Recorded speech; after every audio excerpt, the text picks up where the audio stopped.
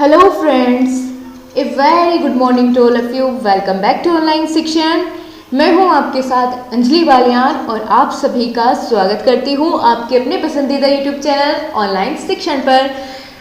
I hope आप सभी बहुत अच्छे होंगे। सो गाइज, आपके लिए महा मैराथन क्लास बिल्कुल आ चुकी है। पेपर नंबर 2 यानी प्रारंभिक शिक्षा के नवीन प्रयास। जैसा कि आप लोगों से मैंने प्रॉमिस किया है, आपकी हर एक सब्जेक्ट की मैराथन क्लास होगी, चाहे वो इंग्लिश हो, सामाजिक अध्ययन हो, वर्तमान भारतीय समाज एवं प्रारंभिक शिक्षा हो। हिंदी की मैराथन क्लास हम ले चुके हैं। साइंस की मैराथन का क्लास का एक पार्ट हो चुका है, उसको हमने 2 पार्ट में डिवाइड किया था क्योंकि बहुत ज़्यादा लंबी क्लास हो रही थी, तो हमने 2 पार्ट में उसको डिवाइड किया। एक पार्ट आपका साइंस का कंप्लीट हो चुका है और अगले पार्ट में हम बाकी बचा सारा सिलेबस कवर कर देंगे। दोस्तों, अगर आपने अभी तक कुछ भी नहीं पढ़ा है तो आप यकीन मानिए और इस क्लास को लीजिए, आपका बहुत अच्छा पेपर जाएगा, ये मेरा आपसे वादा है, क्योंकि मैंने इसमें वही चीज़ नोट किया आपके लिए, उसी चीज़ के नोट्स बनाए हैं जो एग्जाम में पूछा जाता है हर बार। ठीक है, जो रिपीटेड होता है उसी चीज़ को देखते हुए, उन्हीं सब बातों को ध्यान में रखते हुए आपके लिए नोट्स तैयार किए गए हैं। मेहनत खूब लगी है मेरी, ये मैं जानती हूँ, लेकिन कोई बात नहीं, आप लोग उसका रेस्पॉन्स मुझे देंगे, मुझे ये भी आपसे पूरी उम्मीद है। तो दोस्तों चलिए फटाफट से, अगर आपने अभी तक क्लास को लाइक और शेयर नहीं किया है जल्दी से कर दीजिए और अपने सभी दोस्तों को बुला लीजिए। और हाँ, आप अपने घर में कोई भी एक रूम में जाकर के बैठ जाइए जहाँ पर आपको कोई भी डिस्टर्ब ना करे, क्योंकि बीच में अगर कोई आपका कंसंट्रेशन खराब करता है तो फिर उतना मज़ा नहीं आता क्लास में। तो चलिए गाइज, बहुत ही मज़ेदार तरीके से आज की महा मैराथन क्लास की शुरुआत करते हैं। तो क्या आप सभी लोग तैयार हैं? Very good morning, very good morning, very good morning. क्या आप सभी लोग तैयार हैं? एक बार थम्स अप कर दीजिए। फिर हम शुरुआत करते हैं अपनी आज की महा मैराथन क्लास की। एक क्लास में पूरा सब्जेक्ट आपका खत्म हो जाएगा। एक बार थम्स अप सभी लोग कर दीजिए। ओके, चलिए गाइस, फिर शुरुआत करेंगे सबसे पहले चैप्टर से ही और स्टेप बाय स्टेप आगे बढ़ते जाएंगे। यहाँ पर हम पहला चैप्टर जो हमारा प्रारंभिक शिक्षा के सार्वभौमिकरण प्रतिबद्धताएं, पूरा लंबा चौड़ा नाम है आपके चैप्टर 1 का, लेकिन हमने इतने शॉर्ट नोट्स के साथ उसको डिफाइन किया है कि आपको बहुत अच्छे से समझ में आ जाने वाला है। चलिए शुरुआत करें आज की अपनी महा मैराथन क्लास की।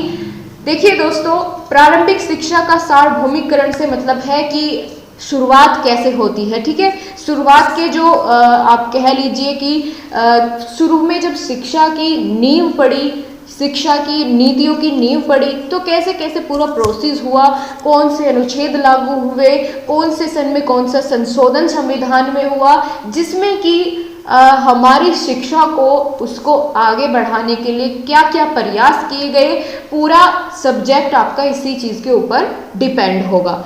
ठीक है, तो यहाँ पर चलिए शुरुआत करें और शुरुआत हम कहाँ से करेंगे? सन 1976 से। ठीक है, 1976 से पहले क्या था कि शिक्षा पूर्ण रूप से राज्यों का दायित्व होता था। इससे क्या आप समझे? इसका मतलब ये है कि शिक्षा के ऊपर जितना खर्च होगा, जितने फैसले होंगे, सब कुछ कौन करेगा?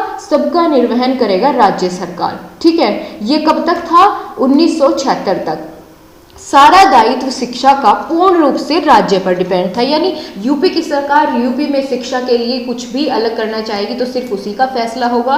केंद्र सरकार में कोई भी उसका जिक्र नहीं होगा, वहां से कोई परमिशन लेने की जरूरत नहीं पड़ेगी। तो ऐसा था 1976 तक। ठीक है, लेकिन 1976 में एक संशोधन हुआ।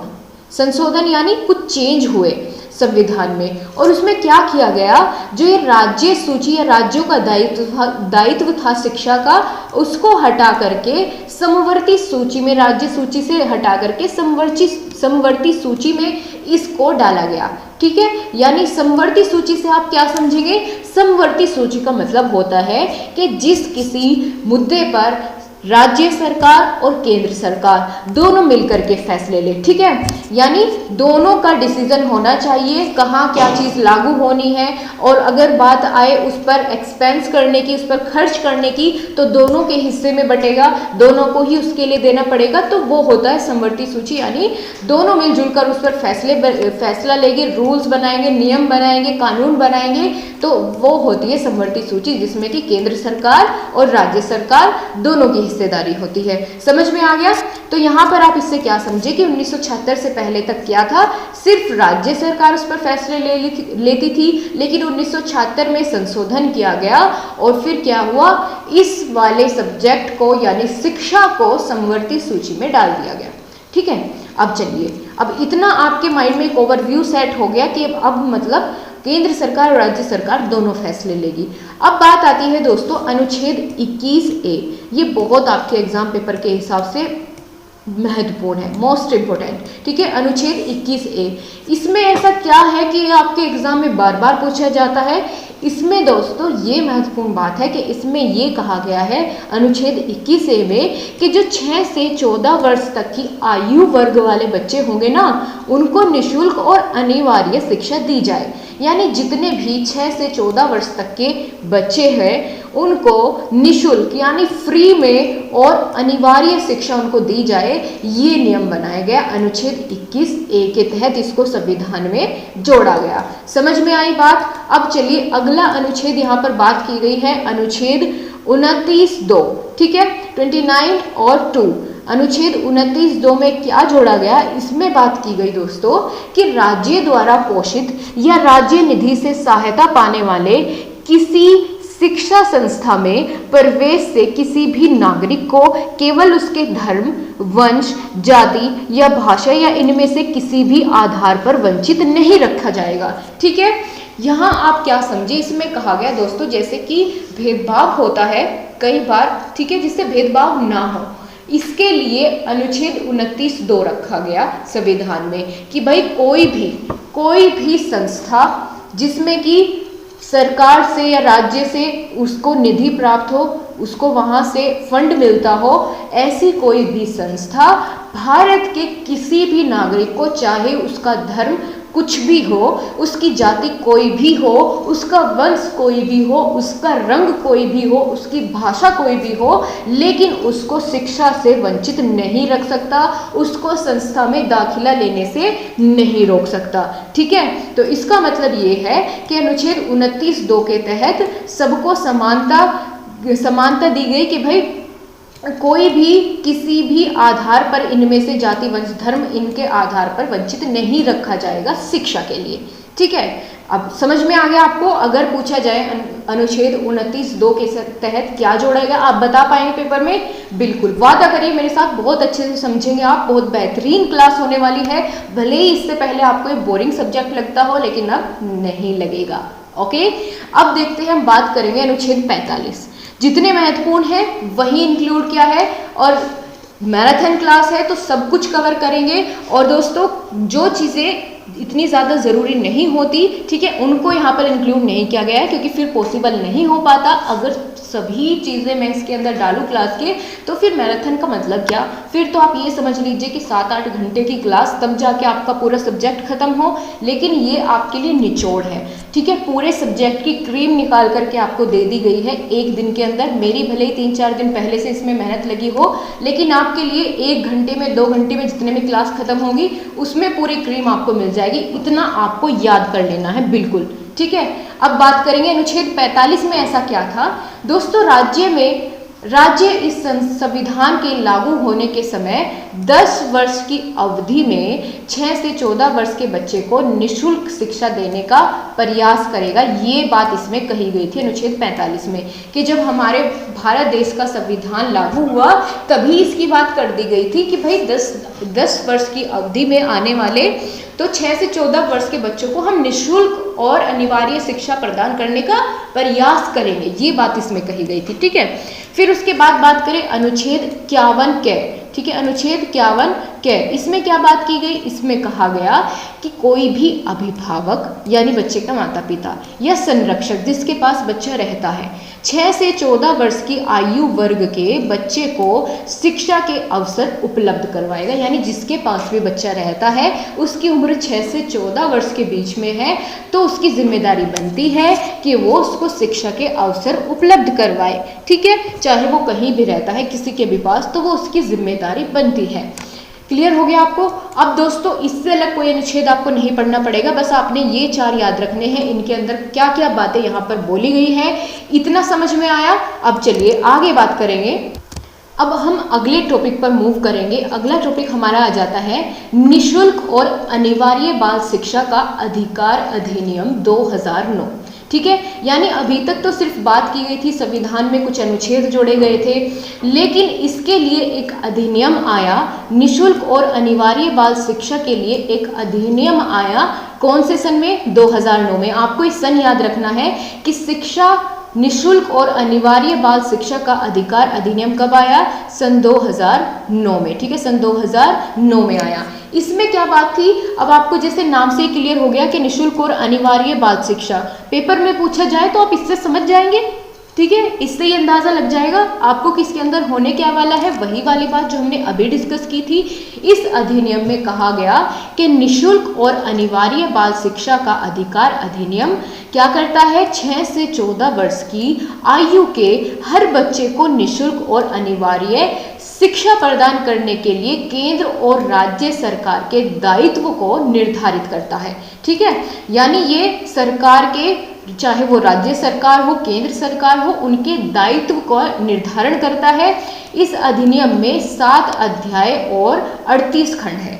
इसमें 7 अध्याय और 38 खंड है। बस इतना आपको यहाँ बताना है, और ये चीज सबसे महत्वपूर्ण है ही, कौन से संविधान संशोधन के द्वारा जोड़ा गया और कब जोड़ा गया। ये तो 86वें संविधान संशोधन 2002 में हुआ था। संविधान के खंड 3, ये भी याद रखना है आपको, खंड 3 में अनुच्छेद 21 के अंतर्गत क्या जोड़ा गया? 21A या 21A जोड़ा गया, जिसमें क्या बात कही गई थी कि निशुल्क और अनिवार्य शिक्षा होगी। अभी हमने 21A पढ़ा था, तब मैंने आपको बताया था। तो 21A कौन से सन में जोड़ा गया? 2002 में हुआ ये संशोधन। और कौन सा संविधान संशोधन हुआ? 86वां, यानी 86वें नंबर का संशोधन हुआ। 86वें नंबर पर चेंज हुआ संविधान में। कब हुआ? 2002 में हुआ। कौन से खंड में जोड़ा गया? तो खंड 3 में जोड़ा गया। ठीक है, खंड 3 में जोड़ा गया। और क्या जोड़ा गया? अनुच्छेद 21A जोड़ा गया। और बात इसमें क्या की गई? निशुल्क और अनिवार्य शिक्षा 6 से 14 वर्ष के आयु वर्ग के बच्चों के लिए। क्लियर हो गया? बिल्कुल, थम्स अप कर दीजिए सभी लोग। अब हम आगे बढ़ेंगे। चलिए अब यहाँ पर हम बात करेंगे दोस्तों स्कूल के प्रकार, यानी स्कूल कितने प्रकार के होते हैं। अगर देखा जाए तो स्कूल के प्रकार यदि पूछ लिया जाए तो आप इस तरीके से टेबल बना के समझ लीजिए, अगर आए तो आप बता दीजिएगा। ठीक है, मेरा मन हुआ इस क्वेश्चन को करवाने का, पता नहीं क्यों। ठीक है, बहुत अच्छा क्वेश्चन है, तो आप समझ लीजिए एक बार, बहुत छोटे से में काम खत्म हो जाएगा। स्कूल के प्रकार, सरकार द्वारा स्थापित स्कूल होता है पहला। सरकार के द्वारा जो स्कूल स्थापित किए जाते हैं, पहला प्रकार तो वो हो गया। दूसरा क्या है? अनुदान प्राप्ति निजी स्कूल, यानी स्कूल तो निजी है लेकिन उसे अनुदान मिला है सरकार की तरफ से। दूसरे नंबर के स्कूल हो गए। ठीक है, चारों के बीच में डिफरेंस है। तीसरा क्या है? विशेष श्रेणी के स्कूल। विशेष श्रेणी के कैसे? जैसे नवोदय विद्यालय होते हैं, केंद्र विद्यालय होते हैं, वो वाले। और चौथा कौन सा होता है? अनुदान न पाने वाले निजी स्कूल, जो आपके आसपास होंगे। ठीक है, जिनमें अनुदान भी नहीं होता, और वे कैसे होते हैं? निजी स्कूल होते हैं। एक वे होते हैं जिन्हें अनुदान मिलता है और निजी स्कूल होते हैं। एक पूर्ण रूप से सरकार द्वारा स्थापित स्कूल होते हैं। और तीसरा क्या था? विशेष श्रेणी के स्कूल, जैसे नवोदय और केंद्र विद्यालय। ठीक है, क्लियर? समझ में आ गई? अगर पूछा जाए बिल्कुल बता करके आना, छोड़ना मत क्वेश्चन कोई भी, चाहे वो आपसे कोई भी क्वेश्चन हो, आता हो या नहीं आता हो, छोड़ना आपको नहीं है। ठीक है, और कल आपको दोस्तों क्लास मिल जाएगी, उसमें मैं आपको बताने वाली हूँ कि किस तरीके से आपको अपनी कॉपी लिखनी है। कल आपकी वो क्लास होगी, तो ज़रूर से आप लोग देखिएगा, आपको बहुत बेनिफिट मिलने वाला है उससे, क्योंकि उसमें मैं कुछ ट्रिक्स आपके साथ शेयर करूंगी कि कैसे अपनी कॉपी को आप इफेक्टिव बनाएंगे ताकि एग्जामिनर बहुत अच्छे मार्क्स आपको दे। ऑलराइट गाइस, तो देखना मत भूलना आप लोग, आपके लिए बहुत ही फायदेमंद वो रहने वाली है। अब हम अगले टॉपिक पर बढ़ेंगे, जहां हम डिस्कस करेंगे कि बच्चों के अधिकार यानी बाल अधिकार। बाल अधिकार से आप लोग क्या समझते हैं दोस्तों? ये क्यों जोड़े गए, इनकी ज़रूरत क्या पड़ी? क्योंकि ना क्या होता था कि छोटे छोटे बच्चों के अधिकारों का हनन होता था। हनन कैसे? कि उनको माता पिता से अलग कर दिया। ठीक है, उनकी खरीद और बेचना, ये सब चीज़ें उनके साथ होने लगी थी। तो इन चीज़ों पर अंकुश लगाने के लिए, उनको रोकने के लिए संयुक्त राष्ट्र संघ ने कुछ अधिकारों की घोषणा की बालकों के लिए। वो कैसे कि संयुक्त राष्ट्र संघ ने बालकों के अधिकार की घोषणा कब की, पहले तो यही याद आपको रखना है, 20 नवंबर सन 1989 को, ठीक है, 20 नवंबर 1989। इसमें संयुक्त राष्ट्र संघ ने बालकों के लिए कुछ अधिकारों की घोषणा की। और भारत सरकार ने इस घोषणा को कब स्वीकार किया, कब अंगीकृत किया अपने संविधान में, तो 11 दिसंबर 1992 को, ठीक है। संयुक्त राष्ट्र संघ ने तो बना दिए थे इनको 20 नवंबर सन 1889 को ही, लेकिन भारत ने इनको 11 दिसंबर 1992 में जाकर के अंगीकृत किया, ठीक है। और कौन कौन से अधिकार थे आपको ये भी पता होना चाहिए, जैसे बच्चों को जन्म के तुरंत बाद क्या करवाना, उनका पंजीकरण करवाना, राष्ट्रीयता दिलवाना उनको कि भारत का नागरिक है, ठीक है, पंजीकरण करवाना उनका। दूसरा अधिकार क्या है बालक का, तो वह है बच्चों को माता पिता से अलग न करना, ठीक है। तीसरा क्या है, बच्चों के अपहरण व क्रय विक्रय पर रोक लगाना, यानी उनकी कोई भी खरीद फरोख्त नहीं करेगा। और लैंगिक शोषण से बचाना, लैंगिक शोषण अगर कोई करेगा तो उसके खिलाफ कड़ी कार्रवाई होगी, ठीक है। और शरणार्थी बच्चों को संरक्षण प्रदान करना, ये क्या है, बच्चों के अधिकार है, बालकों के अधिकार है, जो संयुक्त राष्ट्र संघ ने डिसाइड करे थे कब, 20 नवंबर सन 1989 को। और भारत में कब लिया गया इनको, 11 दिसंबर 1992 को। समझ में आ गई बात, क्लियर हो गई। अब हम आगे बढ़ेंगे, ठीक है। अब हम आगे बढ़ते हैं, आगे हम जानेंगे राष्ट्रीय बाल नीति। राष्ट्रीय बाल नीति, इसमें क्या कुछ अलग है और यहाँ आपको क्या जानने को मिलेगा ये भी जानेंगे। दोस्तों, राष्ट्रीय बाल नीति की अगर बात करें तो 22 अगस्त 1947 को, कब, 22 अगस्त 1947 को भारत सरकार ने बच्चों के कल्याणार्थ के लिए राष्ट्रीय बाल नीति की घोषणा की। किस लिए, बच्चों के कल्याण के लिए, ठीक है, बच्चों के कल्याण के लिए, उनका भविष्य जो है सेफ रखने के लिए इस नीति की, राष्ट्रीय बाल नीति की घोषणा की गई। अब राष्ट्रीय बाल नीति है तो आपको समझ में आया कि बच्चों से ही क्या होगी, बच्चों से ही रिलेटेड है। तो क्या क्या होगा इसमें, इसकी बात करेंगे, जिसके अंतर्गत बालकों के पूर्ण शारीरिक, मानसिक एवं सामाजिक विकास हेतु निम्न उपाय दिए गए, ठीक है। यानी बच्चों का पूर्ण रूप से शारीरिक विकास हो, मानसिक विकास हो और सामाजिक विकास हो, उसके कुछ उपाय दिए गए। कौन कौन से, जैसे पहला है वही सेम कि 6 से 14 वर्ष तक के बच्चे को निःशुल्क और अनिवार्य शिक्षा देना, ठीक है, 6 से 14 वर्ष के बच्चे को निःशुल्क और अनिवार्य शिक्षा। और बच्चों को माता पिता से अलग न करना, ठीक है, जैसा हमने इससे पहले वाले जब अधिकार हमने जाने थे बालक के, उनमें हमने जाना था, तो वही वाला आगे एक तो कि बच्चों को माता पिता से अलग न करना, राज्य द्वारा पोषाहार कार्यक्रम चलाना और 14 वर्ष से कम आयु वाले बच्चे को जोखिम कार्य न करने दिया जाए और मादक पदार्थ के सेवन से भी रोका जाए। तो ये कुछ क्या हुई, ये कुछ उपाय दिए गए ताकि बच्चे इन सब चीज़ों से क्या हुए, बचकर रह सके। गाइस सॉरी, थोड़ा सा पास में यहाँ पर छोटे छोटे बच्चे हैं और वो यहाँ पर दिवाली के लिए अभी से बम जला रहे हैं, तो थोड़ा सा आपको मैनेज करना पड़ेगा। आपके पास बीच बीच में आवाज़ आती रहेगी ऐसी, उसके लिए मैं माफ़ी चाहूँगी दिल से, ठीक है, छोटे बच्चे हैं। अब चलिए आगे मैं आपको बताऊंगी संवैधानिक प्रावधान।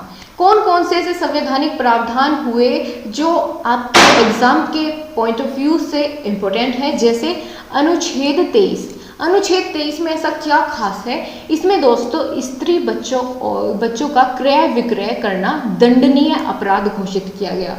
क्या कि अनुच्छेद 23 के अंतर्गत क्या कहा कि भाई कोई भी हो वो स्त्री और बच्चों का यदि क्रय विक्रय करेगा तो वो दंडनीय अपराध माना जाएगा, उसके खिलाफ कड़ी कार्रवाई की जाएगी।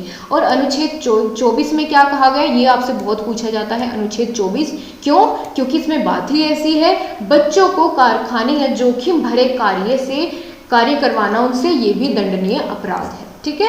बच्चों से कारखानों में या जोखिम भरे कार्य को करवाना उनका दंडनीय अपराध है। समझ में आई बात। अगर आपसे अनुच्छेद 23 पूछा जाए आप बता पाएंगे किससे संबंधित है, अनुच्छेद 24 पूछा जाए तो आप बता पाएंगे किससे संबंधित है, ठीक है। अब चलिए चैप्टर 2 की तरफ हम मूव करेंगे। पहला चैप्टर आपका फिनिश हो गया है।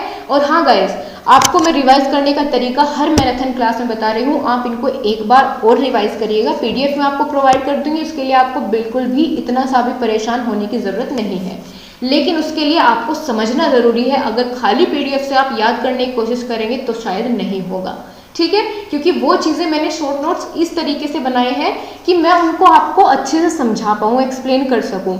लेकिन अगर आप बिना सुने उससे पढ़ने की कोशिश करेंगे तो वो आपको हवा हवा में बात जैसी लगेगी, समझ में इतना नहीं आएगा। इसीलिए क्लास लेना ज़रूरी है।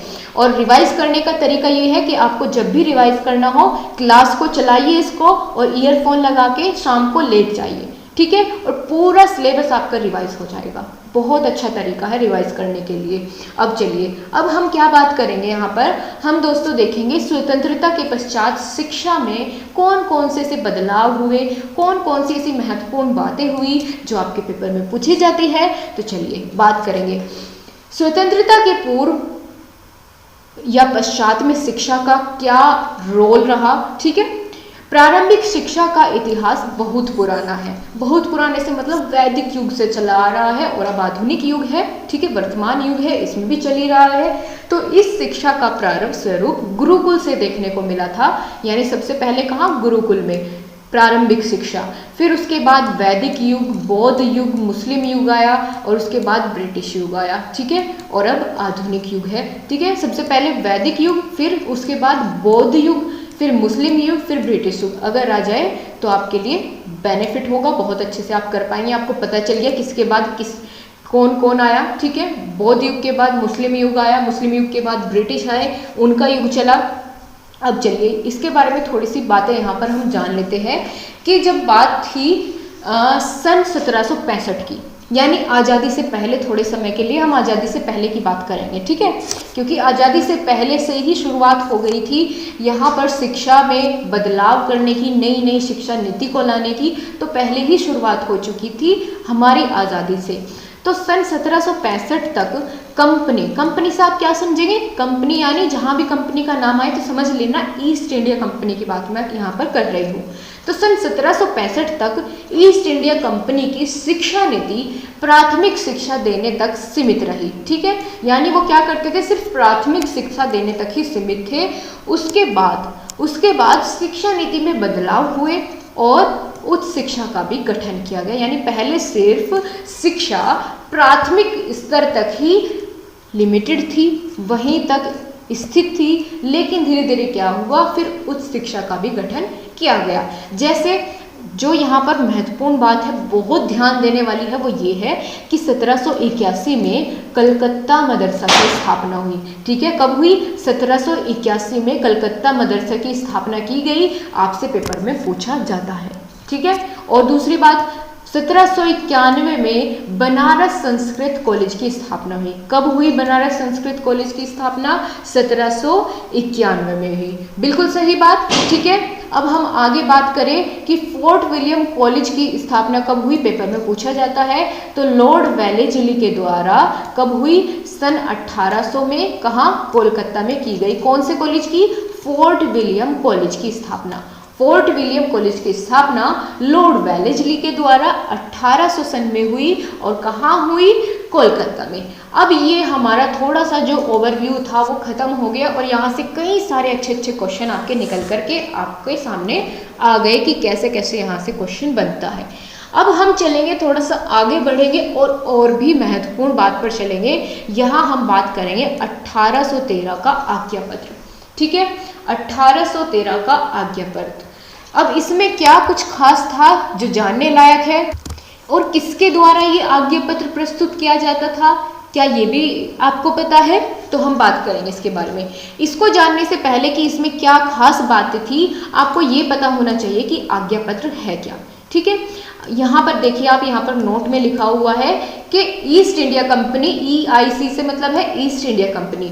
ईस्ट इंडिया कंपनी के आज्ञा पत्र पर प्रत्येक 20 वर्ष बाद ब्रिटिश पार्लियामेंट द्वारा परिवर्तन किया जाता था। क्यों? क्योंकि कुछ ना कुछ खामियां रहती थी हमेशा और उनको सुधारने के लिए प्रत्येक 20 वर्ष बाद क्या होता था, एक नया आज्ञा पत्र जारी कर दिया जाता था ब्रिटिश पार्लियामेंट के द्वारा, ठीक है। तो उसी के लिए ये 1813 का आज्ञा पत्र सबसे पहले आया। इसमें अब जानेंगे हम कि इसमें क्या क्या बातें खास थी। सबसे पहले आप जानेंगे कि किसी भी यूरोपीय देश के मिशनरियों को भारत में प्रवेश करने और यहाँ पर आकर के ईसाई धर्म का प्रचार प्रसार करने की छूट 1813 के आज्ञा पत्र के द्वारा ही दी गई थी। ठीक है, कि भारत में कोई भी यूरोपीय देश से मिशनरी आए और यहाँ पर आकर के ईसाई धर्म का प्रचार प्रसार करे, उनको बिल्कुल छूट है। ये बात किसमें की गई? 1813 के आज्ञा पत्र में। समझते हुए चलना, क्योंकि यहाँ पर कई सारे ऐसे आज्ञा पत्र आएंगे जिनके बारे में आपसे पेपर में यहाँ से सीधे सीधे क्वेश्चन बनते हैं। ठीक है, अब हम बात करेंगे और क्या बातें थी इसमें कहा गया कि भारतीय शिक्षा का आधार जो था ना, कि यानी जिस लैंग्वेज में शिक्षा दी जाए वो यूरोपीय शिक्षा दी जाए, यानी भारतीय शिक्षा का आधार जो है वो यूरोपीय शिक्षा को बनाने की बात यहाँ पर कही गई 1813 के आज्ञा पत्र में।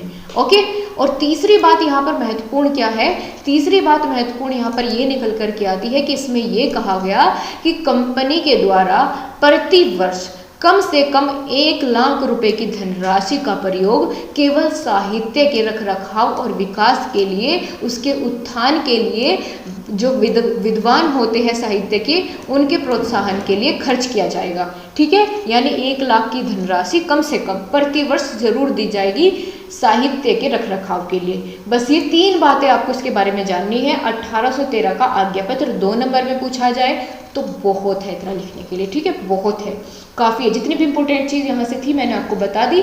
आपको इसको एक बार और देखना है कि क्या क्या बातें यहाँ पर करी गई, कि भाई कोई भी यूरोपीय देश के मिशनरी आए और भारत में आकर ईसाई धर्म का प्रचार प्रसार करे, उनके लिए ये बिल्कुल छूट है। और भारतीय शिक्षा का अधिकार यूरोपीय शिक्षा पद्धति हो गई, और कंपनी द्वारा प्रतिवर्ष कम से कम 1 लाख रुपए की धनराशि साहित्य के रखरखाव के लिए दी गई। और अब दोस्तों यहाँ पर बात करेंगे हम प्राच्य यानी प्राच्यवादी वर्ग के बारे में। यहाँ पर थोड़ा सा जान लेते हैं। आपसे पूछ लिया जाता है कि प्राच्य कौन है। दोस्तों, प्राच्यवादी विचारधारा के जो लोग थे, अब कैसे प्राच्यवादी क्यों कहा जाता था इन्हें? क्योंकि ये जो शिक्षा की बात अगर करें तो इनका मानना था कि जो शिक्षा है वो यहाँ की इनकी मातृभाषा पर ही आधारित होना चाहिए, इसीलिए इनको क्या कहा गया? प्राच्यवादी। ठीक है, कि यहाँ जो शिक्षा दी जाती है भारत में तो वो मातृभाषा पर ही आधारित हो। प्राच्यवादी वर्ग का यही मानना था।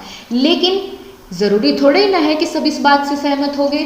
फिर आए पाश्चात्यवादी, जैसे प्लूटो वगैरह।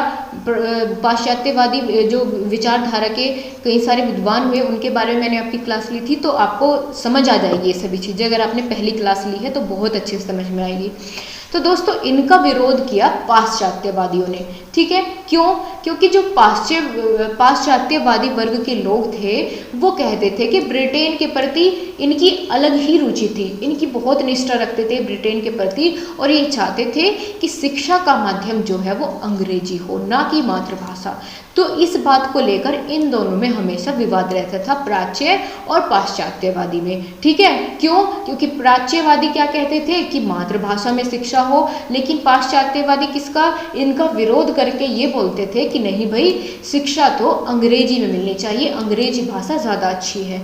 तो इन दोनों का ऐसे ही विवाद कम से कम 1834 तक चलता रहा। फिर आगे आके इनका अंत होगा। इन दोनों के जो बीच में लड़ाई चलती आ रही है, विरोध चलता रहा है, इसका अंत होगा आगे जाकर के हम इसकी बात करेंगे। अब हम दोस्तों देखेंगे मैकाले का विवरण पत्र। ठीक है, मैकाले पर बात आ जाती है तो इसका मतलब ये समझ लीजिए कि यहाँ से क्वेश्चन आपके एग्जाम में पक्का है। ठीक है, बहुत ध्यान से इसको समझेंगे, यहाँ से कोई क्वेश्चन बाहर नहीं जाना चाहिए, इस हिसाब से आपको समझना है। आपका क्वेश्चन अटेम्प्ट आपने करना ही करना है, यहाँ से क्वेश्चन आपका पक्का पूछे जाने वाला है। दोस्तों, मैकाले का विवरण पत्र कब आया? सबसे पहले तो आप यही जान लिए, 1835 में। ठीक है, 1835 में मैकाले का विवरण पत्र जो है जारी हुआ था। और अगर बात करें कि मैकाले कब आया, ये तो इसके विवरण पत्र की बात हुई 1835 में, लेकिन मैकाले आया था 10 जून 1834 में। क्यों आया था? ये आया था दोस्तों एक कानूनी सदस्य बनकर। किसका? गवर्नर जनरल की काउंसिल का। ठीक है, गवर्नर जनरल की काउंसिल का कानूनी सदस्य के रूप में ये भारत में आया था। कब आया था? 10 जून 1834 को। तो ये आपको ध्यान रखना है, कब आया? 10 जून 1834 में ये आया भारत में। ठीक है, और तब से ही इसने यहाँ पर आकर अपने काम शुरू कर दिए। क्या क्या काम करे ऐसे जो कि एग्जाम के पॉइंट ऑफ व्यू से महत्वपूर्ण है, सबको जानेंगे A to Z। तो आपको पता चल गया 1835 में इसका विवरण पत्र, और 1834 में यानी 1 साल पहले ही 10 जून को ये भारत में आया था। अब मैकाले शिक्षा द्वारा क्या करना चाहता था, इस विवरण पत्र में ऐसा क्या था कि इसने सारी जगह धूम मचा दी?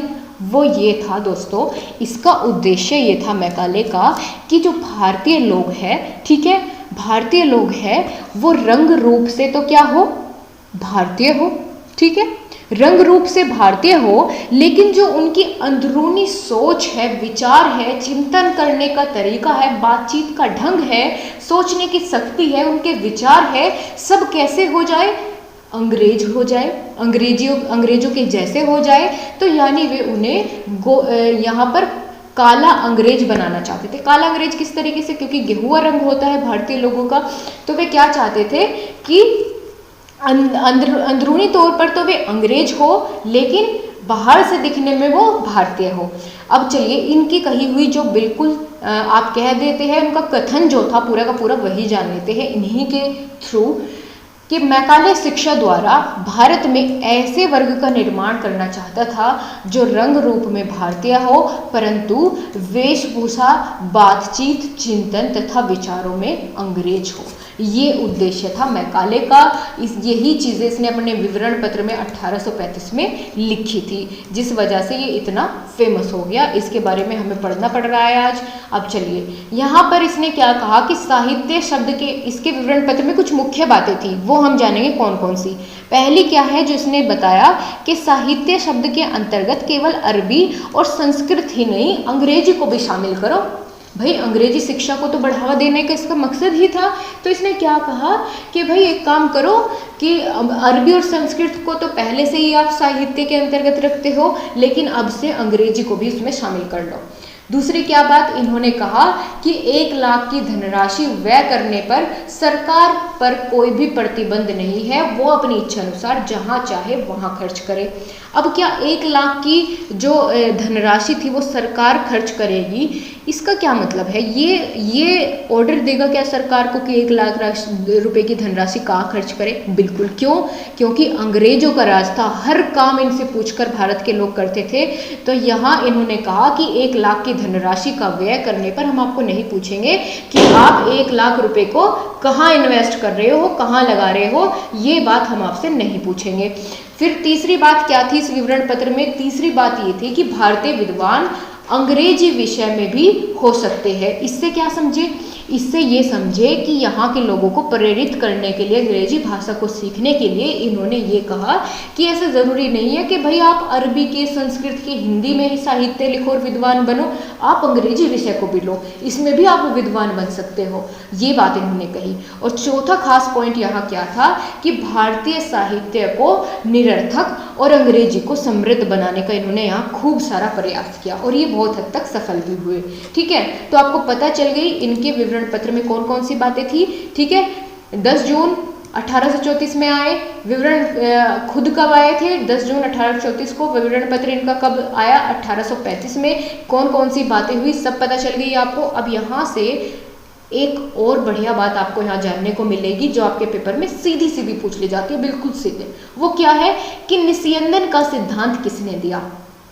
किसने दिया? बताइए सभी लोग। मैकाले ने दिया, क्योंकि हम अभी मैकाले की बात कर रहे हैं ना, और सीधा क्वेश्चन पूछा जाता है। ये बहुत अच्छा क्वेश्चन है। निस्यंदन का सिद्धांत किसने दिया? मैकाले ने दिया। निस्यंदन के सिद्धांत को इंग्लिश में हम कहते हैं फिल्ट्रेशन थ्योरी। फिल्टर करना मतलब छानना, ठीक है, छानने की क्रिया। ये किसने दिया? मैकाले ने। अब इसका छानने की क्रिया से आप क्या समझेंगे, इसका क्या मतलब है? छानने की प्रक्रिया मतलब ये है कि मैकाले ने कहा कि जो भारतीय वर्ग के जो अच्छे परिवार के लोग हैं, यानी जो धनी परिवार के लोग हैं, उनको शिक्षित कर दिया जाए। ठीक है, उनको शिक्षित कर दिया जाए, चुनिंदा लोगों को, और फिर क्या होगा?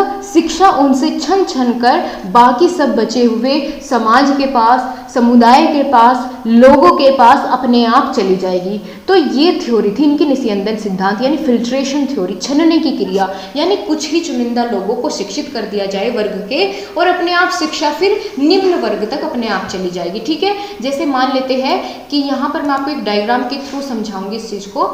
रुकिए एक सेकेंड बस, यहाँ पर मैं इसको डायग्राम के थ्रू समझाएंगे ताकि आपको ये एग्जाम में एकदम देख के समझ में आ जाएगा क्या है। ठीक है। मान लीजिए लिमिटेड लोग हैं यहाँ पर, ठीक है। अब यहाँ पर खूब सारे इनके बाद में समाज परिवार है और इनके नीचे फिर और भी ज़्यादा लोग। तो मैकाले ने कहा कि हम बस इन लोगों को शिक्षित करेंगे जो सबसे ऊपर वाले तबके के लोग हैं, ठीक है। फिर शिक्षा इनसे छन छन कर इन लोगों के पास जाएगी, ठीक है। और फिर इनके बाद बची कुची फिर इनके पास, यहाँ तक जाएगी शिक्षा। इस तरीके से क्या होगा, ये क्या होगी, शिक्षा सभी लोगों तक पहुँच जाएगी। ये था छनने की क्रिया या निस्यंदन सिद्धांत, फिल्ट्रेशन थ्योरी जो मैकाले ने दी। क्लियर।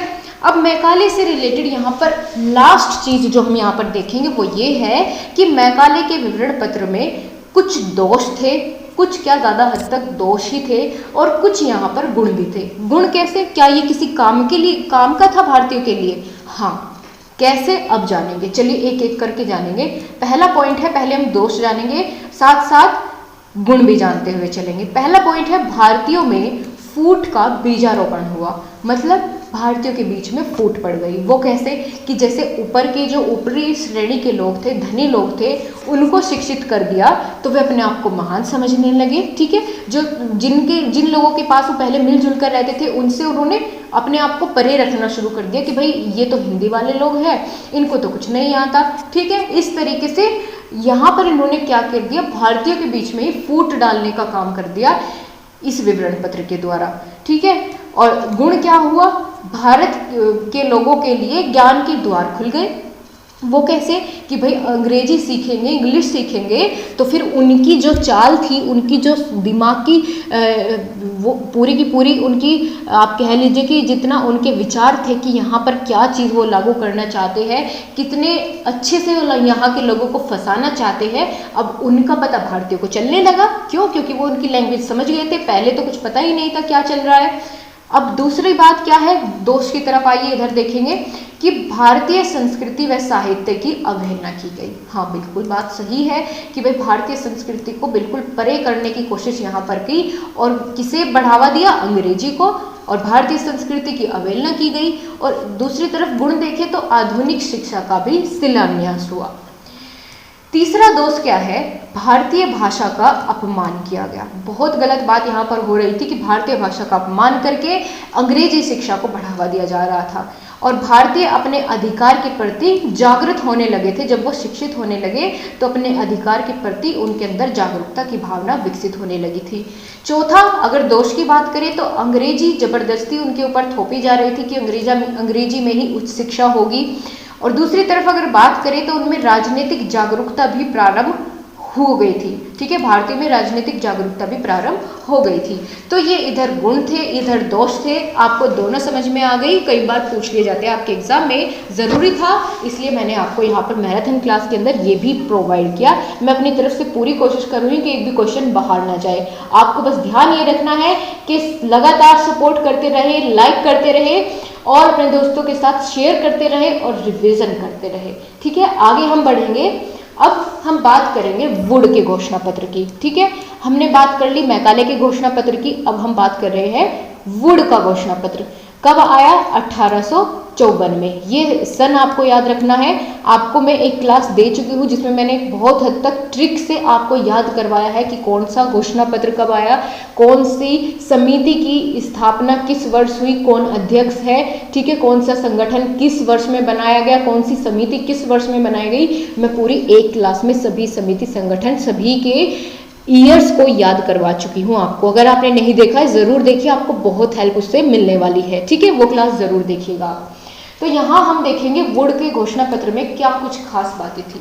दोस्तों सबसे पहले तो एक बात यहाँ पर ये है कि जो चार्ल्स वुड का घोषणा पत्र आया, इसको अंग्रेजी शिक्षा का मैग्ना कार्टा कहा गया, ठीक है। ये पूछा जाता है, सीधा सीधा क्वेश्चन, बहुत इंपॉर्टेंट है कि अंग्रेजी शिक्षा का मैग्ना कार्टा किसे कहा जाता है, तो वुड के घोषणा पत्र को कहा जाता है जो 1854 में जारी हुआ था। और मैग्ना कार्टा का मतलब क्या होता है? मैग्ना कार्टा का मतलब होता है महाधिकार पत्र, ठीक है। हिंदी में हम इसको क्या कहते हैं? महाधिकार पत्र, ओके। अब इसके द्वारा वुड का जो घोषणा पत्र आया, इसके द्वारा कौन कौन से सुझाव दिए गए उसकी हम यहाँ पर बात करेंगे। पहला सुझाव क्या था कि सरकार पाश्चात्य शिक्षा कला, दर्शन, विज्ञान, साहित्य का प्रसार करे। पाश्चात्य यानी जो पाश्चात्यवादी थे वो अंग्रेजी को बढ़ावा देते। तो आप समझ लीजिए कि यहाँ पर बात की गई है अंग्रेजी में शिक्षा दी जाए, कला, दर्शन, विज्ञान, साहित्य में हर जगह उसका प्रचार किया जाए अंग्रेजी का। दूसरी क्या बात थी, उच्च शिक्षा का माध्यम अंग्रेजी हो, पर देसी भाषा को भी प्रोत्साहित किया जाए, मतलब जिससे भारतीय बुरा ना मान जाए, तो इस बात को भी यहाँ लिख दिया गया कि भाई देसी भाषा को भी प्रोत्साहित करेंगे, लेकिन जो शिक्षा का माध्यम होगी, उच्च शिक्षा का माध्यम जो होगी वो होगी अंग्रेजी। ठीक है, आपकी भाषा को भी हम प्रमोट करेंगे, लेकिन अंग्रेजी होगी शिक्षा का माध्यम। तीसरी क्या बात यहाँ पर सुझाव क्या दिया गया कि चरित्र का विकास करेंगे शिक्षा के द्वारा। और चौथी, स्त्री शिक्षा को प्रोत्साहित किया गया। और पांचवी क्या थी कि शिक्षा का स्वरूप डिसाइड किया गया कि कैसा होगा कि पहले क्या होंगे, प्राथमिक स्कूल होंगे, बच्चा पहले कहाँ जाएगा, प्राथमिक स्कूल जाएगा, उसके बाद फिर एडमिशन लिया तो मिडिल स्कूल में जाएगा, वहाँ अपनी पढ़ाई पूरी करेगा, उसके बाद हाई स्कूल, ठीक है, हाई स्कूल के बाद फिर कॉलेजेस में जाएगा एंड देन यूनिवर्सिटी यानी विश्वविद्यालय। तो ये एक पूरा स्वरूप तैयार किया गया शिक्षा का। समझ में आ गया पूरा एक एक स्टेप से आप देख सकते हैं, पहले प्राथमिक विद्यालय, middle school, high school, college और विश्वविद्यालय। आपको समझ में आ गई पूरी बात कि बोर्ड के घोषणा पत्र में क्या क्या बातें महत्वपूर्ण थी, बहुत अच्छी बात है। अब हम चलेंगे आगे और देखेंगे भारतीय शिक्षा के आयोग कौन कौन से स्थापित हुए जो बहुत ही महत्व रखते हैं आपके सिलेबस में। ठीक है, सबसे पहले हम यहाँ पर बात करेंगे हंटर आयोग की। हंटर आयोग की स्थापना दोस्तों 1882 से 83 के बीच में हुई। ओके, यहाँ आप देखिए 1882 में किसके द्वारा, लॉर्ड रिपन के द्वारा। ठीक है, लॉर्ड रिपन के द्वारा जो ब्रिटिश शासित भारत था, यानी जिस हिस्से पर ब्रिटिशों का शासन था, वहाँ पर इसकी स्थापना की गई। किसकी, हंटर कमीशन की। कब की गई, 1882 में की गई। किसके द्वारा की गई, लॉर्ड रिपन के द्वारा की गई। ठीक है, और भारतीय शिक्षा आयोग भी इसको कहा गया, हंटर आयोग को। इसकी स्थापना दोस्तों चार्ल्स वुड के घोषणा पत्र में प्रतिपादित भारतीय शिक्षा प्रणाली की समीक्षा करने के लिए की गई थी। ठीक है, जो चार्ल्स वुड का, अभी हमने जो वुड का घोषणा पत्र देखा, अभी हमने उसके बारे में जाना, तो जो चार्ल्स वुड का घोषणा पत्र आया था ना, जिसके बारे में हमने अभी बात की, उसमें क्या क्या होना चाहिए, उसकी समीक्षा करने के लिए, समीक्षा मतलब उसमें कमियां ढूंढकर उनका पता लगाने के लिए हंटर आयोग की स्थापना हुई थी। और किसने करी थी, किसकी अध्यक्षता में हुई थी इसकी स्थापना की थी लॉर्ड रिपन के द्वारा। लेकिन अध्यक्ष कौन थे, विलियम विल्सन हंटर।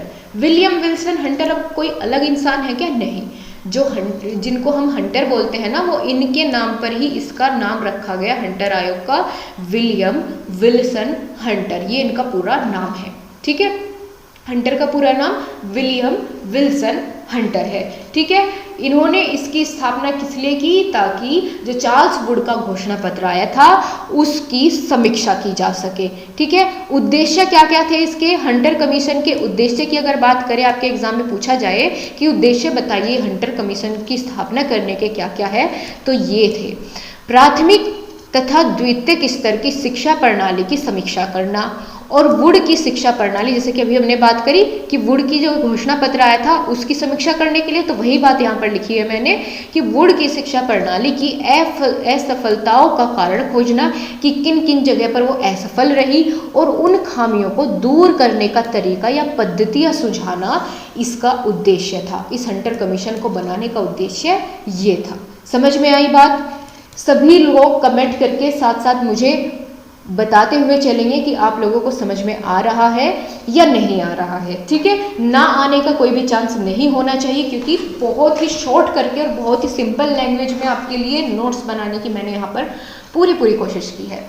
अब दोस्तों सुधार की अगर बात करें कि इसने कौन कौन से सुधार करे, तो वे थे प्रशासनिक सुधार किए कुछ तो इसने, और दूसरा गुणवत्ता में सुधार किया गया शिक्षा की। ठीक है, तो ये तो बात हो गई हंटर कमीशन की। हंटर कमीशन के बारे में आपने जान लिया, कमीशन की स्थापना कब हुई, कौन इसका अध्यक्ष था, किसके द्वारा इसकी स्थापना की गई, काम क्या था, उद्देश्य क्या था, सुधार कौन कौन से हुए, पूरा आपका ये टॉपिक कवर हो गया। अब हम बात करेंगे दोस्तों कोठारी आयोग। ये भी आपके एग्जाम के पॉइंट ऑफ व्यू से वेरी वेरी मोस्ट इंपॉर्टेंट है, पूछा जाता है। ठीक है, कोठारी आयोग की स्थापना कब होती है? 1964 से 66 के बीच। अभी हम बात करेंगे कब हुई। ठीक है, भारत सरकार ने 14 जुलाई 1964 के प्रस्ताव में प्रोफेसर DS कोठारी की अध्यक्षता में शिक्षा आयोग की नियुक्ति की। ठीक है, कौन थे इसके अध्यक्ष? कोठारी आयोग के अध्यक्ष कौन थे? प्रोफेसर DS कोठारी थे। कोठारी नाम पर ही, इनके नाम पर ही कोठारी आयोग का नाम रखा गया। तो आपको समझ में आ गया, क्या समझ में आया कि कोठारी आयोग के अध्यक्ष कौन थे? प्रोफेसर DS कोठारी थे। कब बनाया गया? 14 जुलाई 1964 के प्रस्ताव में। ठीक है, इसमें दोस्तों इस आयोग में 17 सदस्य थे, कुल 17 सदस्य थे, जिनमें बाकी 6 लोग जो है 6 लोग अन्य देशों के थे और कितने 11 लोग भारतीय थे और 6 अन्य देश के लोग थे जो कि शिक्षा के विशेषज्ञ हुआ करते थे। तो इस तरीके से कुल 17 लोग जो है सदस्य थे कोठारी आयोग के। समझ में आ गई बात? बहुत अच्छी बात है। अब हम दोस्तों जानेंगे कि कोठारी आयोग को स्थापित करने का, इसकी स्थापना करने का कोई उद्देश्य तो होगा, ऐसे थोड़े ना कोई आयोग बना दिया जाता है, कोई ना कोई उसका उद्देश्य होता है, पर्पस होता है, तो उसके वजह से फिर उसकी स्थापना करी जाती है। तो हम देखेंगे कौन से ऐसे उद्देश्य थे जिनकी वजह से कोठारी आयोग की स्थापना करी गई। पहला है शिक्षा द्वारा उत्पादन में वृद्धि।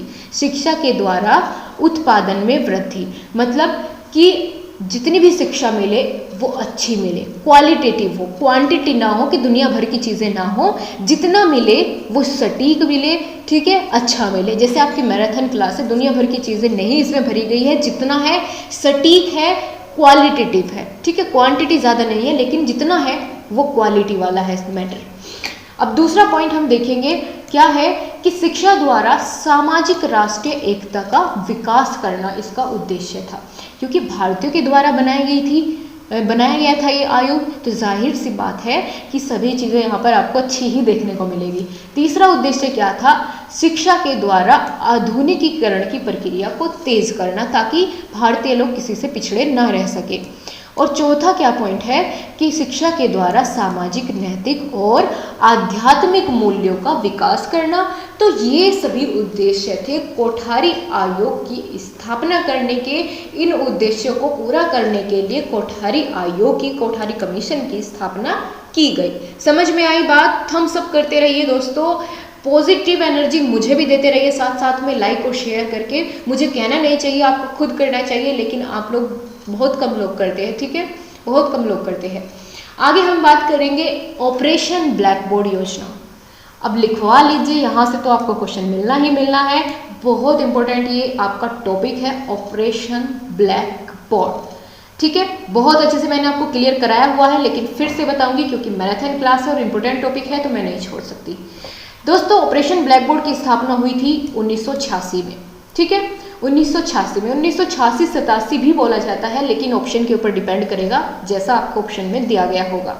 ठीक है, तो हम यहाँ पर 1986 मान करके चलेंगे। तो दोस्तों, इस योजना का मुख्य उद्देश्य था प्राथमिक शिक्षा में छात्रों को आवश्यक संस्थागत उपकरण और निर्देशक सामग्री उपलब्ध करवाना। यानी प्राथमिक विद्यालय में जो न्यूनतम आवश्यक सामग्री होती है, जिनके बिना काम चलना मुश्किल है, उन सभी सामग्रियों को ऑपरेशन ब्लैक बोर्ड के द्वारा हर एक प्राथमिक विद्यालय में उनको उपलब्ध कराना इसका उद्देश्य था। समझ में आई बात कि हमारे देश में जितने भी प्राथमिक विद्यालय हैं सब में ये कुछ चीज़ें हैं लिमिटेड, वो तो होनी ही होनी चाहिए। जैसे इसमें मैंने नहीं लिखा है, मैं आपको बता देती हूँ कि कौन कौन सी चीज़ें ऐसी हैं। जैसे शामपट का होना ज़रूरी है और वॉशरूम यानी शौचालय का होना ज़रूरी है, बॉयज़ के अलग और गर्ल्स के लिए अलग। शौचालय का होना ज़रूरी है, शामपट का होना ज़रूरी है, एक बरामदा होना चाहिए। ठीक है, जिसमें बैठ कर के बच्चे पढ़ सके। और क्या होना चाहिए? कुछ शिक्षण सामग्री होनी चाहिए, जैसे डस्टर, चौक, चार्ट्स। ठीक है, इस तरह की सामग्री होनी चाहिए। तो इन चीज़ों को उपलब्ध करवाना ही इसका उद्देश्य था। अब बात करें विशेषता क्या थी ऑपरेशन ब्लैक बोर्ड की। अगर विशेषता पूछी जाए तो आप क्या बताएंगे? आप बताएंगे दोस्तों कि इसका उद्देश्य ये था कि कक्षा कक्ष को आकर्षक बनाने पर बल दिया जाए। आकर्षक कैसे बनाएंगे, मैंने अभी आपको बताया कि चार्ट पेपर्स हो, ठीक है, डायग्राम्स हो, जैसे बॉडी पार्ट्स के नेम, ठीक है, टेबल्स का चार्ट हो, तो वे सभी वहाँ पर उसके कक्षा कक्ष में लगाना, जिससे कक्षा कक्ष भी आकर्षक लगे, बच्चों का मन लगे वहाँ बैठकर। दूसरा विशेषता क्या थी कि छात्र केंद्रित एवं क्रियाकलाप आधारित शिक्षण हो, छात्र केंद्रित शिक्षण हो, अधिगम के माध्यम से शिक्षा की गुणवत्ता पर बल दिया जाए, ये इसकी विशेषता थी। बहुत अच्छे से समझ में आया, वेरी गुड। अब हम आगे बात करेंगे दोस्तों पी मोस्ट कार्यक्रम के बारे में। पी मोस्ट कार्यक्रम एक स्टूडेंट ने स्पेशली डिमांड करी थी पी मोस्ट के बारे में बताने के लिए, तो मैंने उसको भी यहाँ पर इंक्लूड किया है, ठीक है, पूछ लिया जाता है एग्जाम में, इंपॉर्टेंट है। इसकी फुल फॉर्म पहले हम जाने, सेवारत अध्यापकों का विस्तृत अभिविन्यास कार्यक्रम। और अगर पूछा जाए पी मोस्ट की फुल फॉर्म इंग्लिश में क्या होगी, तो दोस्तों पी मोस्ट की फुल फॉर्म इंग्लिश में होगी, देखिए पी से क्या बनेगा, पी से यहाँ पर बनेगा प्रोग्राम, ठीक है, program for mass orientation of school teacher, ठीक है, of school teacher, program for mass orientation of school teachers, लिख लीजिए आप इसको कहीं पर, program for mass orientation of school teachers, ये हो जाएगी पी मोस्ट की फुल फॉर्म इंग्लिश में। हिंदी में मैंने आपके सामने लिखी हुई है और आपको बता भी दी है कि क्या होगी, सेवारत अध्यापकों का विस्तृत अभिविन्यास कार्यक्रम, ठीक है। इसके अंदर अब कौन कौन सी खास बातें आई कि जिसकी वजह से महत्वपूर्ण हुआ, वो दोस्तों ये थी कि राष्ट्रीय शैक्षिक अनुसंधान परिशिक्षण परिषद नई दिल्ली ने 1986 का यह कार्यक्रम प्रारंभ किया, ठीक है। इस कार्यक्रम की शुरुआत करी, पी मोस्ट कार्यक्रम की शुरुआत करी कब की, 1986 में, ठीक है। क्यों की गई, इसका ऐसा क्या उद्देश्य था इसके पीछे, तो चलिए उद्देश्य जानेंगे दोस्तों। NCF 1986, यानी NCF का मतलब क्या होगा, N से हो जाता है नेशनल, C से कैरिकुलम और F से फ्रेमवर्क, ठीक है, नेशनल कैरिकुलम फ्रेमवर्क। समझ में आया आपको इसकी फुल फॉर्म, नेशनल कैरिकुलम और फ्रेमवर्क मतलब राष्ट्रीय परिचर्चा की रूपरेखा, पाठ्य चर्चा की रूपरेखा, इसका मतलब हिंदी में होगा राष्ट्रीय पाठ्य चर्चा की रूपरेखा, नेशनल कैरिकुलम फ्रेमवर्क, ठीक है, 2005 में आया था ये। तो बात की गई है NCF 1986 की मूल संस्थितियों से अवगत कराना इसका उद्देश्य था। इसके लिए प्रशिक्षण सामग्री का निर्माण दो भागों में किया गया, एक तो प्राथमिक शिक्षकों के लिए और दूसरा माध्यमिक शिक्षकों के लिए। इसका मतलब ये था कि शिक्षकों को प्रशिक्षण दिया जाए, ठीक है, यानी उनको ट्रेनिंग दी जाए और बेहतर करने की। तो यहाँ पर आप देखेंगे 1990 के लिए विस्तृत अभिविन्यास कार्यक्रम को पी मोस्ट ब्लैक बोर्ड जो योजना थी उसमें परिवर्तित कर देने के लिए निर्णय लिया गया, ठीक है। पी मोस्ट को ऑपरेशन ब्लैक बोर्ड में परिवर्तन करने के लिए निर्णय लिया गया 1990 में। अगले टॉपिक पर हम बात करेंगे यहाँ पर SOPT, इसके बारे में हम जानेंगे, प्राथमिक शिक्षकों का विशेष अनुस्थापन कार्यक्रम, यानी special orientation of primary teachers, ठीक है, SOPT special orientation of primary teacher, प्राथमिक शिक्षकों का विशेष अनुस्थापन कार्यक्रम। इसको भी लिख लीजिए आप इंग्लिश में कहीं भी एक जगह पर। इस योजना के अंतर्गत दोस्तों क्या हुआ, संपूर्ण देश में वर्ष 1993-94 से प्रशिक्षण कार्यक्रम आयोजित किए जाने लगे और प्रतिवर्ष 4.5 लाख प्राथमिक अध्यापकों को प्रशिक्षित करने का लक्ष्य लेकर के इन्होंने इस मिशन को, इस कार्यक्रम को प्रारंभ किया। कौन से, SOPT यानी special orientation of primary teachers. Primary teachers को प्रशिक्षित करने के लिए, ट्रेंड करने के लिए प्रति वर्ष 4.5 लाख प्राथमिक अध्यापकों को प्रशिक्षित करने का लक्ष्य इन्होंने रखा और इस कार्यक्रम की शुरुआत कर दी, ठीक है। SOPT के अंदर प्रशिक्षण सामग्री कौन कौन सी थी, जैसे ये इसके अंदर जुड़ी हुई थी बहुत सारी योजनाएं, जैसे ऑपरेशन ब्लैक बोर्ड परियोजना, ठीक है, ऑपरेशन ब्लैक बोर्ड परियोजना और व्यापक व सतत मूल्यांकन किस तरीके से करना है, विशेष समूहों की शिक्षा और मूल्यों की शिक्षा, बहुश्रेणी शिक्षा, इन सभी की ट्रेनिंग दी जाती थी प्राइमरी टीचर्स को। इसके लिए इसका शिलान्यास किया गया था। अब आगे बात करेंगे, बहुत ही महत्वपूर्ण आ जाती है बेसिक शिक्षा परियोजना BEP, जिसकी शुरुआत हुई 5 अक्टूबर 1993 में। ठीक है, 5 अक्टूबर 1993 में इसकी शुरुआत की गई, बेसिक शिक्षा परियोजना की, BEP की, बेसिक एजुकेशन पॉलिसी की।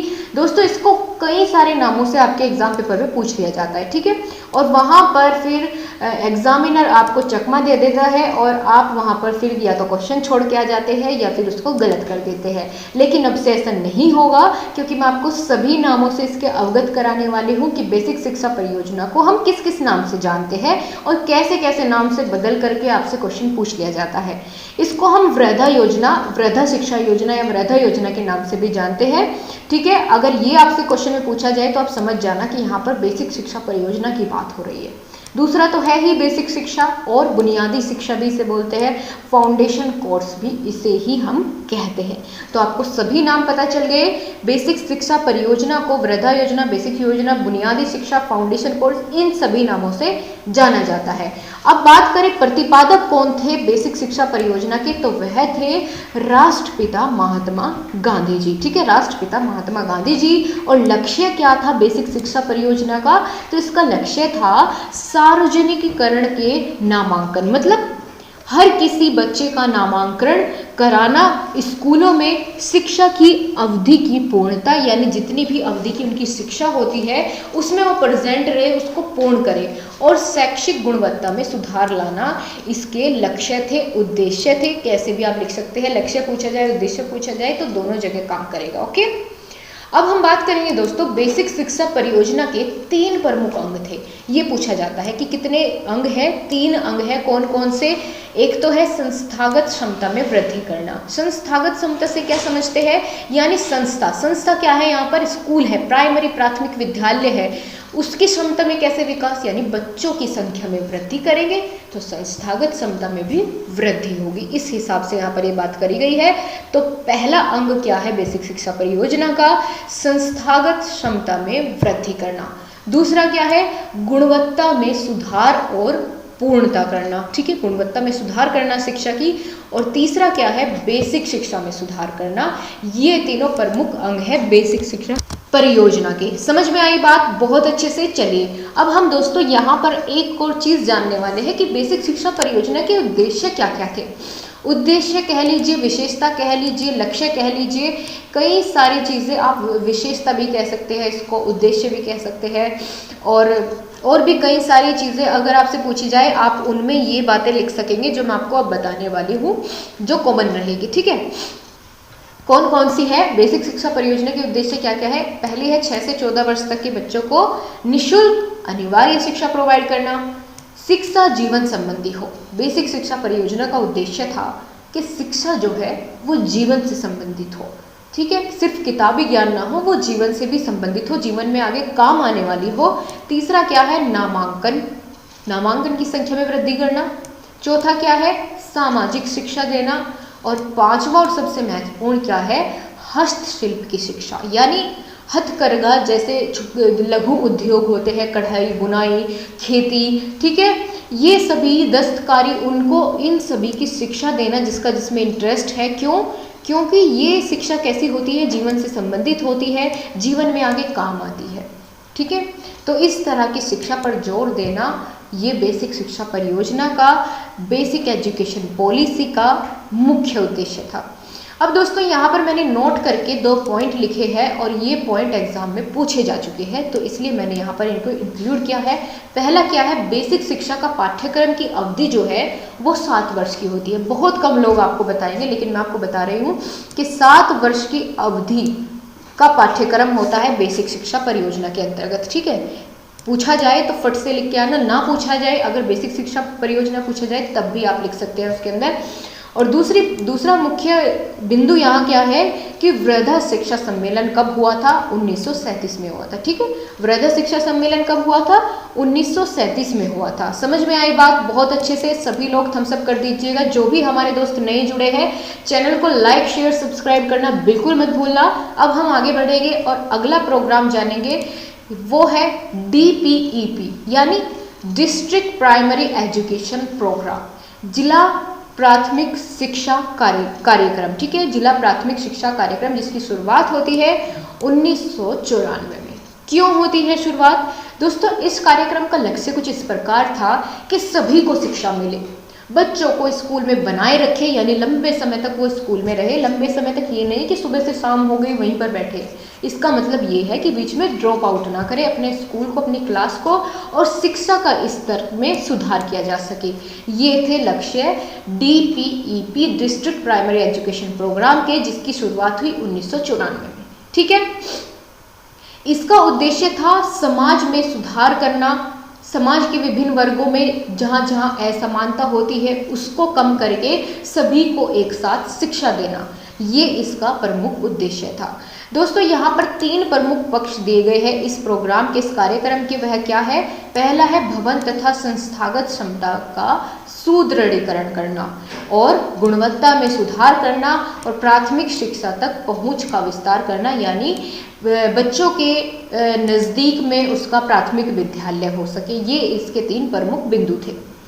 अब दोस्तों, अगला पॉइंट यहाँ पर हम डिस्कस करेंगे, बहुत ही इंपॉर्टेंट, वो है SSA यानी सर्व शिक्षा अभियान। सर्व शिक्षा अभियान बहुत महत्वपूर्ण है, पेपर की दृष्टि से भी और वैसे भी आपके आगे तक काम आएगा। टैट, सीटेट, सुपर टेट जो भी आप देंगे सब में आपका पीछे नहीं छोड़ने वाले हैं। ये सभी आयोग जिनकी मैं शुरू से आखिर तक आज बात कर रही हूँ, ये सभी आपके लिए बहुत ही महत्वपूर्ण है, समझना ज़रूरी है। इनकी डिटेल क्लास भी मैं सभी की ले चुकी हूँ, अगर आप वो भी देखना चाहें तो ज़रूर देखिएगा, आपको और अच्छा समझ में आएगा, ठीक है। तो हम बात कर रहे हैं SSA की फुल फॉर्म आपने देख ली, सर्व शिक्षा अभियान।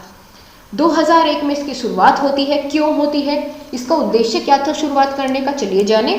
सर्व शिक्षा अभियान का उद्देश्य सन 2010 तक, 2001 में शुरुआत हुई लेकिन उद्देश्य कहा 10 साल आगे तक बना लिया कि सन 2010 तक 6 से 14 वर्ष के वर्ग के बच्चों को उपयोगी और प्रासंगिक प्राथमिक शिक्षा उपलब्ध कराना, ठीक है। 6 से 14 वर्ष के बच्चों को अच्छी से अच्छी और जो है क्वालिटी से भरपूर उपयोगी शिक्षा उनको प्रोवाइड करना उद्देश्य था सर्व शिक्षा अभियान का, और सबको शिक्षा मिले, सर्व यानी सभी को शिक्षा मिले। और क्या? बालिकाओं एवं समाज के जो कमजोर वर्ग थे उन पर इसका विशेष फोकस था, उस पर ज़्यादा ध्यान था, ठीक है। उनको पढ़ाने के लिए ज़्यादा यहाँ पर कोशिशें थी, बल दिया जा रहा था। तीसरा क्या है? निःशुल्क पाठ्य पुस्तकों की व्यवस्था करना। प्राइमरी स्कूल में क्या था? निःशुल्क पाठ्य पुस्तकें दी जाए और स्कूल छोड़ने वाले बच्चों की संख्या में कमी लाना, कि जितना ज़्यादा कम हो सके उतना ज़्यादा कम इस संख्या को हमें करना है कि बच्चे बीच में स्कूल छोड़कर जाए, ठीक है। ये इनका प्रमुख उद्देश्य थे। ये 3-4 आपको समझ में आ गए। SSA का मतलब सर्व शिक्षा अभियान, 2001 में शुरुआत हुई। उद्देश्य था सन 2010 तक 6 से 14 वर्ष के बच्चों को बहुत ही उपयोगी प्रासंगिक प्राथमिक शिक्षा उपलब्ध करवाना, और बालिकाओं और समाज के जो पिछड़े वर्ग है, कमजोर वर्ग है, उन पर इसका विशेष ध्यान था। निःशुल्क पाठ्य पुस्तकों की व्यवस्था करना इसका उद्देश्य था, और स्कूल छोड़ने वाले बच्चों की शिक्षा में कमी लाना इसका मुख्य उद्देश्य था। समझ में आई बात? ठीक है, अब आगे बढ़ेंगे। अगला पॉइंट दोस्तों हम यहाँ पर जानने वाले हैं, जो प्राथमिक स्तर पर बालिका शिक्षा हेतु राष्ट्रीय कार्यक्रम चलाया गया उसके बारे में बात करेंगे। इसकी फुल फॉर्म अगर देखी जाए, पहले तो शॉर्ट फॉर्म देख ली जाए कि अगर आपसे पूछ ली जाए तो आप बता पाएंगे, बिल्कुल बता पाएंगे। इसीलिए मैं सबकी साथ साथ बताती हुई चल रही हूँ, क्योंकि पूछी जाती है एग्जाम पेपर में, बहुविकल्पीय प्रश्नों में भी और वेरी शॉर्ट में। NPEGEL, ठीक है, NPEGEL इसकी फुल फॉर्म होगी national program of education for girls at elementary level, ठीक है। National program of education for girls at elementary level, यानी प्राथमिक स्तर पर बालिका शिक्षा हेतु राष्ट्रीय कार्यक्रम चलाना। इसमें दोस्तों क्या हुआ कि प्राथमिक स्तर पर सहायता प्राप्त से जो वंचित बालिकाएं, ठीक है, वंचित बालिकाएं थी, उनको अतिरिक्त संसाधन उपलब्ध करवाना इसका उद्देश्य था। यह कार्यक्रम शैक्षिक दृष्टि से जो पिछड़े वर्ग थे उनको उन विकास खंडों में चलाया जा रहा है जहां ग्रामीण महिलाएं की जो साक्षरता दर है वो राष्ट्रीय औसत से कम है, उन विकास खंडों में इसको चलाया जा रहा है। तो दोस्तों क्वेश्चन यहाँ से कैसे कैसे बन सकता है, क्वेश्चन ये है कि ये प्रोग्राम जो है कहाँ चलाया गया, तो उन विकास खंडों में जहाँ पर ग्रामीण महिलाओं की साक्षरता दर राष्ट्रीय औसत से कम हो। ठीक है, और क्या उद्देश्य था कि जो शिक्षा से वंचित, शिक्षा की सहायता से वंचित जो बालिकाएं हैं उनको ये सभी संसाधन उपलब्ध करवाना।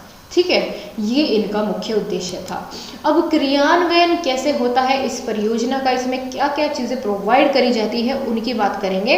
पहला क्या है कि बालिकाओं व महिलाओं के लिए जागरूकता कार्यक्रम चलाना इसका मुख्य कार्य था। ठीक है, जो बालिकाएं है, महिलाएं हैं, इस पर इसका ज़्यादा फोकस था इस योजना का, इस कार्यक्रम का। उनके लिए समय समय पर जागरूकता के कार्यक्रम चलाना कि साफ सफाई होनी चाहिए, औरतों के लिए, महिलाओं के लिए शिक्षा की कितनी ज़रूरत है या शिक्षा कितनी महत्वपूर्ण है, इन सभी चीज़ों को जागरूक करने के लिए, इन सभी बातों के लिए समय समय पर कार्यक्रम चलाना।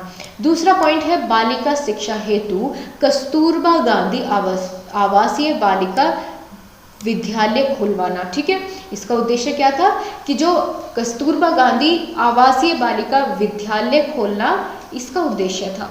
आवासीय बालिका यानी वहाँ पर रहकर भी बालिकाएं पढ़ सकती थी। तीसरा पॉइंट है कम पढ़ी लिखी जो महिलाएं थी उनके लिए स्थानीय दस्तकारी या सिलाई कढ़ाई या कुटीर उद्योग जैसी व्यवस्थाएं उनको उपलब्ध करवाना, ताकि उनकी रोजमर्रा का जीवन वहाँ पर व्यतीत हो सके, कुछ कमाई हो सके। ठीक है, इसलिए उनको इन सभी चीज़ों की सुविधा प्रोवाइड करना। और चौथा क्या था, महिलाओं के प्रति भेदभाव और लैंगिक असमानता को समाप्त करना।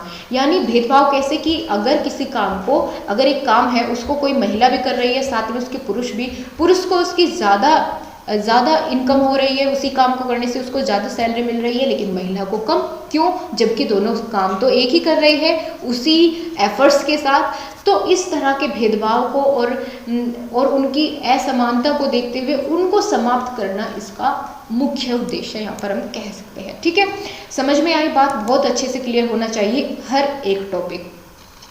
अब हम दोस्तों बहुत सारा सिलेबस कवर कर चुके हैं, हम बिल्कुल अंतिम मोड पर है, खुश हो जाइए सभी लोग। ठीक है, बहुत अच्छे से आप लोग तैयारी कर रहे हैं और इसी जी जान से लगे रहिए, आपका पूरा सिलेबस कवर हो जाएगा हर एक सब्जेक्ट का, ये मेरा आपसे वादा है।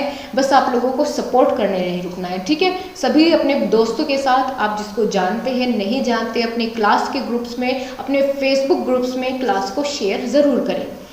अब हम बात करेंगे दोस्तों राष्ट्रीय बाल श्रम परियोजना। राष्ट्रीय बाल श्रम परियोजना पूछी जाती है नेशनल चाइल्ड लेबर प्लानिंग यानी NCLP, फुल फॉर्म ज़्यादातर पूछी जाती है, नेशनल चाइल्ड लेबर प्लानिंग। इसमें क्या था, चाइल्ड लेबर का मतलब क्या होता है, बाल श्रम का मतलब, बाल श्रम का अर्थ होता है ऐसे कार्य जिनमें कार्य करने वाला व्यक्ति कानून द्वारा निर्धारित आयु सीमा से छोटा होता है। यानी कोई आयु निर्धारित कर दी जाती है कि भाई इससे कम आयु के बच्चे से आप काम नहीं करवाएंगे, अगर करवाएंगे तो वो कानूनन अपराध होगा, उसके लिए आपको सजा मिल सकती है। ठीक है, तो वो होता है बाल श्रम। यानी अगर उसका हम पालन ना करें और उससे काम करवाए, बाल श्रम करवाए, तो वो चीज़ इसके अंतर्गत आती है। अब हम दोस्तों बात करेंगे NCLP के तहत क्या व्यवस्था की गई। तो इसमें दोस्तों जो 9 से 14 वर्ष की आयु वर्ग के बच्चे थे, ठीक है, वे कहीं यदि काम करते हुए मिल गई, किसी भी होटल में, किसी भी कारखाने में, किसी भी कंपनी में, तो उनको वहाँ से काम से हटाकर विशेष प्रशिक्षण केंद्र में दाखिला दिलवाया जाता था, उनको या दिलवाया जाता है। ठीक है, उनको विशेष प्रशिक्षण केंद्र में दाखिला दिया जाता है और उन्हें मध्याह्न भोजन योजना से उनको प्रोवाइड की जाती है, वजीफा दिया जाता है। ठीक है, और सर्व शिक्षा अभियान, ऐसे मतलब सर्व शिक्षा अभियान, आप इसको जब रिवाइज करेंगे ना तो चीज़ों को रिमाइंड करें, इस वजह से मैंने यहाँ पर शॉर्ट फॉर्म यूज़ किया, क्योंकि इससे पहले मैंने आपको सर्व शिक्षा अभियान के बारे में ही बताया। इन सब व्यवस्थाओं से उनको जोड़ा जाता था ताकि वो शिक्षा की ओर अग्रसर हो। ठीक है, तो ये उद्देश्य था राष्ट्रीय बाल श्रम परियोजना का। समझ में आती है बात? अब हम दोस्तों लास्ट पॉइंट डिस्कस करेंगे, मध्याह्न भोजन योजना। ठीक है, मिड डे मील। मध्याह्न भोजन योजना की शुरुआत होती है 15 अगस्त 1995 में। ठीक है, 15 अगस्त 1995 में मध्याह्न भोजन योजना की शुरुआत हुई। और शुरुआत किस लिए की गई, उद्देश्य क्या था, तो इसका उद्देश्य यह था कि यह कार्यक्रम जो प्राथमिक स्कूलों में भर्ती बढ़ाने यानी उनका नामांकन करवाने, उनका एडमिशन करवाने और उनको फिर बनाए रखने के लिए यानी उपस्थित रखने के लिए, और साथ ही साथ बच्चों के बीच में पोषण स्तर को सुधारने के लिए इस कार्यक्रम को चलाया गया। इसको पोषण वितरण योजना के नाम से भी जाना जाता है। ठीक है, आप याद रखिएगा, शुरुआत हुई थी 15 अगस्त 1995 को, मध्याह्न भोजन योजना, मिड डे मील। ठीक है, तीनों चारों नाम याद आपको रखने हैं। और क्या उद्देश्य था कि वंचित वर्ग के जो गरीब बच्चे होते हैं उनको नियमित रूप से स्कूल आने के लिए प्रोत्साहित करना। ठीक है, क्योंकि दोपहर का खाना मिलेगा तो वे प्रोत्साहित होगी, क्योंकि जो गरीब परिवार है उनके लिए तो एक टाइम का खाना ही मुहैया कराना बहुत मुश्किल होता है। तो उनको प्रोत्साहित किया जाना, उनकी फैमिली को भी, उन बच्चों को भी कि खाना तो मिलेगा, कम से कम स्कूल ही चले जाए। ठीक है, तथा कक्षा की गतिविधियों पर उनका ध्यान केंद्रित करने की में उनकी सहायता करना, ये इसका उद्देश्य था मध्याह्न भोजन योजना का। शुरुआत हुई 15 अगस्त 1995 में। ठीक है, समझ में आ गई बात बहुत अच्छे से। सो गाइस, आज की क्लास यहीं ख़त्म होती है। महामैराथन क्लास कैसी रही कमेंट बॉक्स में ज़रूर बताइए सभी लोग। और गाइस, अगर आपने अभी तक क्लास को लाइक नहीं किया है तो प्लीज़ गाइस लाइक करिएगा, मुझे बहुत अच्छा लगता है अगर आप लोग क्लास को लाइक करते हैं। मुझे कहना नहीं चाहिए लेकिन मैं बोलती हूँ क्योंकि मुझे अच्छा लगता है। आप लोग बिना कहीं, बहुत सारे लोग ऐसे जो नहीं करते हैं, तो थोड़ा सा मेहनत का फल मुझे भी दिया करो। ठीक है, मुझे भी मोटिवेट किया करो। अभी आपकी सभी सब्जेक्ट्स की क्लास लेनी है और बहुत मेहनत के साथ मैं आपके लिए नोट्स बनाने में पूरी जुटी पड़ी हूँ। So guys, thank you so much. फिर से मुलाकात होगी, तब तक के लिए बाय बाय, टेक केयर, अपना ध्यान रखिए और खुश रहिए।